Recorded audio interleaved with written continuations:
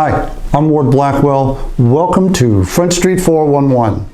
Well, the last 411 came to you on Flag Day.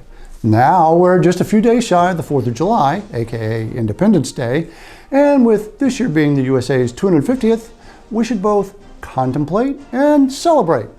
We'll contemplate with a little revolutionary trivia mixed in with our PDA updates.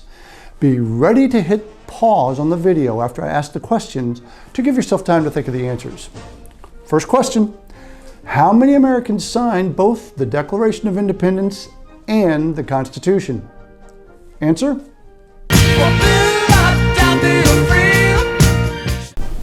And 4 of those 6, including Ben Franklin, were from Pennsylvania. Another noteworthy Pennsylvanian, State Senator Dave Argall, recently did the PDA a solid by introducing our bill to regulate network leasing by dental plans.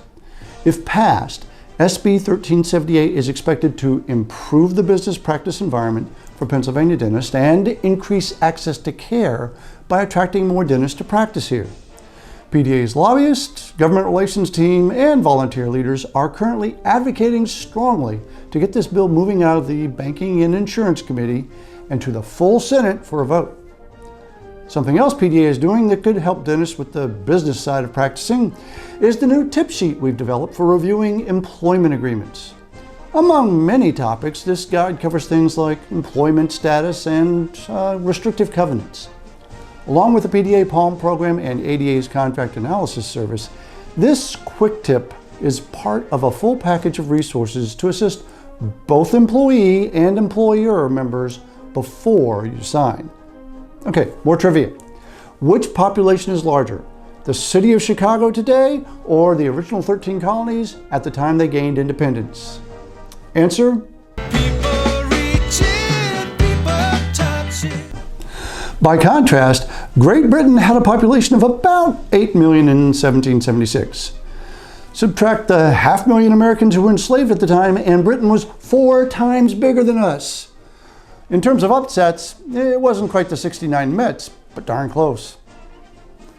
And while we're counting people, I'd like to again note the final official tally from last month's Mom & PA was 1,395 patients that received treatment from 828 volunteers over 2 days in Allentown. Even more impressive, the dollar value of the care delivered, over $1.3 million. We hope to see all of those volunteers back next year, along with some new faces, when Mom & PA is slated to return to Harrisburg for the first time in many years. Okay, still more trivia. Which newspaper was the first to publish the Declaration of Independence? Answer? I read the news today. Of course, today, one of Ben Franklin's grandkids would have snapped a photo of the Declaration with his iPhone and posted it to Instagram before a formal announcement could even have been planned. If you want to keep up with what's going on, here's a bit of advice. Open your PDA Go app and turn on push notifications. That way, you'll know when there are new posts, reminders, or a message from a colleague. And we all know it's frustrating to send a message only to get no response. And you certainly don't want to miss news about important legislation, DOH advisories, or the release of a new 411. And while you have the app open, check the CE tab under the Resources folder to find a list of PDA's in-person CE courses for the fall. Courses will be held all over the state from September till early December. A complete listing as well as registration info can be found via the app and the website.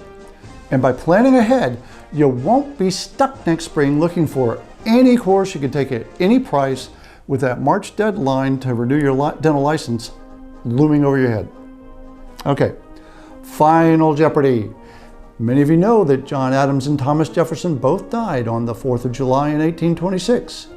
But what U.S. president was born on the 4th of July?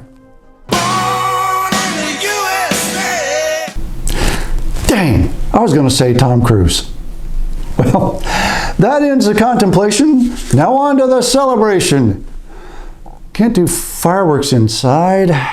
Need something flashy.